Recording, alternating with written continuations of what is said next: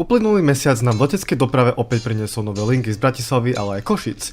Zároveň veľké množstvo aerolíniek ohlasilo zmeny, objednávky nových lietadiel, ba dokonca aj nového člena v jednej z leteckých aliancií. Bohužiaľ ani tento mesiac sme nemali bez leteckých nehôd a taktiež uzemňovaní a vyraďovaní strojov. Od amerických lietadiel cez KLM a Croatia Airlines až po čínske novinky a Pikachu liverku. Máme toho na tento mesiac celkom dosť. Veríme, že vás to bude zaujímať a niečo nové sa dozviete. Všetko si teraz ideme rozobrať. Vítajte v Duty Free, začíname.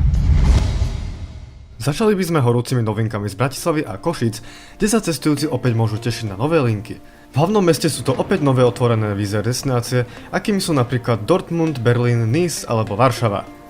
Medzi tým cestujúci na východe Slovenska sa môžu tešiť z dvoch nových liniek z Košíc. Od konca marca lieta Ryanair do Malagy a Wizz Air do Ríma. Do Malagy sa cestujúci budú môcť dostať dvakrát týždenne, a to pondelky a štvrtky. Rím sa takisto bude lietať dvakrát týždenne, utorky a soboty. My z Duty Free sme boli priamo na inaugurácii. Poďte sa s nami pozrieť, ako to vyzeralo. Hneď po bezpečnostnej kontrole nás v termináli čakala slávnostná atmosféra. Celú tlačovú konferenciu odštartoval Juraj Todt, po ktorom sa slova ujali kľúčoví hostia. Výkonný riaditeľ letiska Košice, pán Tomáš Dvořák. Alicia Vojčík-Golebiovská zo spoločnosti Ryanair, ktorá má pod palcom strednú a východnú Európu. Predseda Košického samosprávneho kraja Rastislav Trnka a vzácna návšteva v podobe španielskej veľvyslankyne pani Sofii Ruiz del Albor Moro. O pravú latino náladu sa postarali špičkoví gitaristi, vďaka ktorým sme sa na chvíľu cítili ako v Andalúcii. To najdôležitejšie sa ale dialo na ploche. Po prilete lietadla prišla na rad tradičná vodná slavobrána a symbolické prestrihnutie pásky. Pri slavnostnom fotení priamo pri lietadle nechýbal ani Milan bez mapy, ktorý celú udalosť mapoval spolu s nami. No a oslavy na košickom letisku pokračovali aj na druhý deň, 31. marca. Tentokrát sme boli svedkami otvorenia kľúčového spojenia s talianskou metropolou Rímom. Túto strategickú linku bude obsluhovať spoločnosť Wizz Air a samotný začiatok prevádzky sprevádzala mimoriadne vznešená atmosféra. Slávnostný program sa tentokrát presunul do exkluzívnych priestorov terminálu pre všeobecné letectvo. Hostí čakal skutočný gastronomický zážitok. Stoly sa prehýbali pod talianskými špecialitami ako čerstva focaccia, mozzarella či grissini. Nechýbalo ani šampanské, ktorým sme si spoločne pripili na úspech tohto spojenia. Tlačovú konferenciu opäť profesionálne viedol manažer letiska Juraj Todt, po ktorom vystúpil výkonný riaditeľ Tomáš Dvořák. Význam tejto linky počiarkla aj účasť vzácnych hostí, predstaviteľov cirkvi na Slovensku a riaditeľa Talianskeho kultúrneho inštitútu pána Fabrizia Urlana. Ten si získal prítomných veľmi milým gestom, keď sa prihovoril v lámanej slovenčine. Moment krajania torty bol tentokrát historický. Vôbec prvýkrát v dejinách letiska bola torta dvojposchodová. Dôvod bol jasný. Obrovský záujem cestujúcich, keďže na prvom lete ich do Ríma smerovalo až 197. Hoci mal prílet z technických príčin hodinové meškanie, náladu to nepokazilo. Len trojročný moderný Airbus A321neo privítala tradičná vodná slavobrána a nasledovalo slávnostné presunutie pásky. Počas oboch dní sa o úsmevy na tvárach staral aj obľúbený maskot letiska Letko, ktorý dodal akciám tú správnu rodinnú bodku. Košice tak za 2 dní získali úžasné destinácie. Či už vás láka história Ríma, alebo slnko v Malage, východné Slovensko má k Európe opäť o niečo bližšie. Zatiaľ čo Wizz Air u nás neustále otvára nové linky, v Anglicku nedávno dostal povolenie lietať do Spojených štátov amerických. Hoci to umožňuje transatlantické lety, táto nízkonákladová spoločnosť momentálne neplánuje pravidelné komerčné lety a namiesto toho sa zameriava len na špecializované charterové lety, a to najmä na majstrovstvá sveta vo futbale FIFA 2026. Takže zatiaľ sa netreba tešiť na ultra low cost letenky s vízom medzi Európou a Amerikou. Pri Amerike ostaneme a pozrieme sa na nový koncept aerolinky United, ktorá navrhuje úplnú doposiaľ nevydanú vec v economy class. Koncept s názvom Relax Row umožní cestujúcim, ktorí chcú väčší komfort, ale nechcú priplácať Mailand za business class, mať možnosť si zakúpiť celú radu v ekonomickej triede a tým pádom si lahnúť. Z 3 sedadiel tak vznikne posteľ, kde sa v economy class budete môcť uložiť relatívne komfortne za nie tak veľké peniaze oproti business triede. Takéto miesto si bude môcť rezervovať jednotlivec, pár aj rodina. V každom lietadle má byť vyhradených viacero radov pre túto službu, pričom do roku 2030 by mala byť dostupná vo viac ako 200 lietadlách typu Boeing 787 a 777. Čo si myslíte o tomto koncepte? Dajte nám vedieť v komentároch, či by ste preferovali toto, alebo radšej si priplatiť za poriadnu business class sedačku. Na letisku LaGuardia v New Yorku došlo k fatálnej zrážke lietadla Bombardier CRJ-900 spoločnosti Air Canada Express s letiskovým hasičským autom. K incidentu došlo počas pristávacieho manévru neskoro v noci. Podľa predbežných informácií dostalo lietadlo povolenie na pristátie No v rovnakom čase dispečeri povolili hasičskému vozidlu prejazd cez aktívnu dráhu kvôli inému zásahu. Náraz v rýchlosti cez 150 km za hodinu úplne zdemoloval prednú časť trupu a kokpit. Tragédia si vyžiadala životy oboch pilotov, pričom desiatky ďalších pasažierov a posádka hasičského auta skončili so zraneniami v nemocniciach. Ide o prvú smrteľnú nehodu na tom letisku za posledných 34 rokov, ktorá otvára vážne otázky o bezpečnosti riadenia pozemnej prevádzky. Marec nešetril ani vojenské transportné stroje. V kolumbijskej džungli došlo k najtragickejšej nehode tohto roka. Lockheed C-130 Hercules kolumbijských vzdušných síl sa zrútil krátko po štarte pri meste Puerto Leguízamo. Na palube bolo vyše 120 ľudí, z ktorých viac ako polovica nehodu neprežila.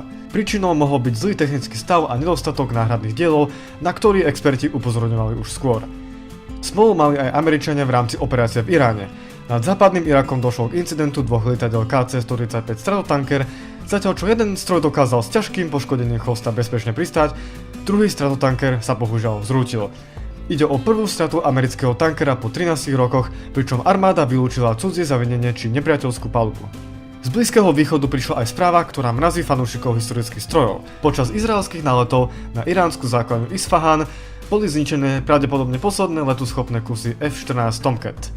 Legendárne stroje s meniteľnou geometriou krídel, ktoré preslávil film Top Gun, slúžili v Iráne desiatky rokov. Satelitné snímky potvrdili priame zásahy na odstavných plochách, čo zrejme definitívne uzatvára operačnú históriu tohto typu lietadla na svete. Hneď vedľa v afgánskom Kábule zažili cestujúci horúce chvíle, keď Boeing 737-400 spoločnosti Ariana Afghan Airlines vyletel počas pristávania na mokrej dráhe mimo runway. Lietadlo skončilo v tráve s poškodeným podvozkom, no našťastie sa všetkým cestujúcim podarilo bezpečne evakuovať pomocou sklzov a nikto sa vážne nezranil. Zatiaľ čo na oblohe nad Iránom prebiehajú priame súboje, ekonomické a logistické dopady konfliktu pociťuje celý civilný svet. Najviac zasiahnutý je susedný Katar, ktorý musel kvôli uzavretiu vzdušného priestoru a bezpečnostným rizikám prijať drastické opatrenia. Qatar Airways začal s masívnym sťahovaním svojej flotily do Európy, aby ochránil svoje najcennejšie aktíva pred prípadným poškodením. Vyprahnutá španielská pustatina pri meste Teruel, známa ako najväčšie európske parkovisko lietadiel, sa v priebehu pár dní zaplnila desiatkami strojov s logom katarského Orixu. Na tamojšiu dráhu v Terueli začali v tesnom závese sadať moderné diaľkové lietadlá Airbus A350 a staršie A330, ktoré tam budú čakať na stabilizáciu situácie v Perskom zálive. Suchá klíma v Teruel je ideálna na dlhodobé uskladnenie, no pohľad na miliardy dolárov v zaparkovanej technike len podčiarkuje vážnosť aktuálnej situácie na Blízkom východe. Zatiaľ čo na juhu sa lietadlá preventívne odstavujú, na Ukrajine svíta nádej na návrat civilného letectva. Napriek tomu, že krajina je už 4. rok vo vojnovom stave, ukrajinská vláda v marci 2026 oficiálne potvrdila vznik pracovnej skupiny, ktorá má pripraviť plán na postupné znovu otvorenie vzdušného priestoru. No a prvým kandidátom na spustenie prevádzky je medzinárodné letisko Lvove. Vďaka svojej polohe, len necelých 100 km od poľských hraníc, sa javí ako najbezpečnejšia voľba. Lietadlá by v ukrajinskom priestore strávili len približne 15 minút, čo výrazne znižuje riziko incidentu. Záujem o okamžitý návrat prejavili giganti ako Ryanair či Lufthansa. Šéf Ryanairu Michael O'Leary sa nechal počuť, že sú pripravení spustiť linky do 2 týždňov od získania bezpečnostných povolení. Hoci prezident Zelenský presadzuje ako prioritu symbolické znovu otvorenie kyjevského Borispílu, experti sa zhodujú, že práve Lvov bude tou vstupnou bránou, ktorá opäť prepojí Ukrajinu so svetom. Najväčšou prekážkou teraz ostáva už len poistenie lietadiel v aktívnej vojnovej zóne. Od vojnových konfliktov a krízových opatrení sa teraz poďme pozrieť na niečo pozitívnejšie, a to na veľké nákupy. Marec totiž ukázal, že napriek napätiu vo svete chuť lietať neustále rastie, čo potvrdili aj dve obrovské objednávky. Fínsky národný dopravca Finnair oficiálne potvrdil masívnu modernizáciu svojej regionálnej flotily. Objednali celkovo 18 kusov Embraer E195E2. Tieto stroje sú známe svojou tichosťou a úspornosťou. Od roku 2027 majú začať nahrádzať staršie typy v dcérskej spoločnosti Nora, čo pre Finnair znamená nielen nižšie emisie, ale aj výrazne lepšiu ekonomiku na krátkych európskych linkách. Finnair by tak bola ďalšia aerolinka na severe Európy, ktorá by prevádzkovala tieto moderné Embraery. V Norsku už tieto stroje lietajú pre Widerøe a škandinávske aerolinky SAS tiež nedávno objednali tie isté Embraery. Skutočný šok pre trh však prišiel z Ázie. Spoločnosť China Eastern Airlines uzavrela mega deal na neskutočných 101 lietadiel z rodiny Airbus A320neo. Ide o kontrakt v katalógovej hodnote takmer 16 miliard dolárov. Balík obsahuje mix modelov A320neo a verzií s dlhým doletom A321neo. Čína týmto jasne odkazuje, že v súboji gigantov u nich momentálne vyhráva európsky Airbus nad americkým Boeingom. Tieto stroje budú doručované v rokoch 2028 až 2032 a majú zabezpečiť, že China Eastern zostane jedným z najväčších hráčov v regióne. Kým Čína nakupuje vo veľkom pre svoje domáce trasy, v našom regióne sa k radikálnemu kroku odhodlala Croatia Airlines. Tá sa rozhodla pre totálnu výmenu strojov. Chorvátsky národný dopravca v marci 2026 definitívne potvrdil na úplné vyradenie svojich starších lietadiel typu A319 a A320. Namiesto nich prichádza nová éra v podobe flotily zloženej výhradne z lietadiel Airbus A220. A220 je pre chorvátske linky ideálny, spotrebuje o 25% menej paliva než predchodcovia a vďaka svojej veľkosti je efektívnejší na trasách zo Záhrebu k Jadranu aj do zvyšku Európy. No a presunieme sa oproti cez Jadranské more do Talianska, kde ambiciózny súkromný dopravca Aero Italia totiž oficiálne predstavil svoju novú identitu a úplne novú liverku. Po rokoch používania dizajnu, ktorý pripomínal skôr starú Alitáliu, prichádza Aero Italia s novým prémiovejším dizajnom. Dominantným prvkom zostáva talianska trikolóra, no v novom prevedení je oveľa dynamickejšia a pokrýva väčšiu časť zadnej časti trupu a chvosta. Niektorým ľuďom v leteckej komunite však pripomína sfarbenie bývalého maďarského Málevu. Mne osobne tiež. Aj vám to tak príde? Napíšte nám svoj názor dole do komentov. Ďalej zostávame v Taliansku, pretože tamojší národný dopravca ITA Airways v marci 2026 definitívne spečatil svoj osud. Po dlhých mesiacoch schvaľovania Európskou komisiou a postupnom preberaní podielu nemeckou Lufthansou prišiel očakávaný krok. ITA oficiálne oznámila vstup do aliancie Star Alliance. Pre cestujúcich to znamená obrovskú zmenu. Talianske lety sa prepoja s celou sieťou Lufthansa, United či Air Canada. Tento krok robí z rímskeho letiska Fiumicino nový južný hub celej aliance Star Alliance, čo výrazne posilní konektivitu medzi Európou, Afrikou a Amerikou. Zaujímavosťou je, že kým Aero Italia, o ktorej sme pred chvíľou hovorili, bojuje o svoje miesto novým dizajnom, ITA Airways vsádza na silného strategického partnera Lufthansa Group. No a pre milovníkov letectva je to definitívny koniec vplyvu niekdajšej Alitalie, ktorá bola 10 ročia verná konkurenčnému SkyTeamu a Air France KLM. Aj keď teoreticky ITA vlastní celý branding Alitalie, dokonca na ich web stránke majú napísané Inspired by Alitalia, to je vlastne aj dôvod, prečo si Aero Italia musela zmeniť vizuálnu identitu, pretože prehrala súd s ITO, respektíve Lufthansa Group, ktorí sa sťažovali, že ich sfarbenie až moc pripomína Alitaliu, ktorej brand vlastnia, ale prakticky ho nevyužívajú, čo je celkom lame. Každopádne, keď sme pri tej Lufthansa Group, nemecký gigant Lufthansa, pod ktorého patrí aj Austrian Airlines by the way, totiž plánuje radikálne osekávanie služieb. Táto skupina aerolíniek sa chystá zaviesť novú ultralacnú tarifu, ktorá má byť ešte nižšia než doterajší Economy Light. V praxi to znamená, že Lufthansa sa chce čoraz viac podobať na Ryanair. Novinkou teda je, že s nižšou cenou by teda nemal byť zahrnutý ani klasický príručný kufrík do skrinky nad hlavou, vziať si budete môcť len malú tašku pod sedadlo. Okrem spoplatnenia každej batožiny sa hovorí aj o zrušení bezplatnej fľaše, respektíve poháru vody, či stopke pre zbieranie míl v programe Miles & More. Lufthansa sa tak snaží priamo konkurovať nízkonákladovkám, no riskuje tým svoj imidž prémiovej aerolinky. Takýto pokus nedávno urobila aj skupina Air France KLM, no po obrovskej vlne kritiky musela časť benefitov cestujúcim vrátiť. Uvidíme, či nemecký gigant tento súboj s nahnevanými pasažiermi ustojí. Spomínali sme KLM, že? Tak si povedzme jednu pikošku. Holandský kráľ Willem Alexander totiž po rokoch mení svoj pracovný nástroj v kokpite.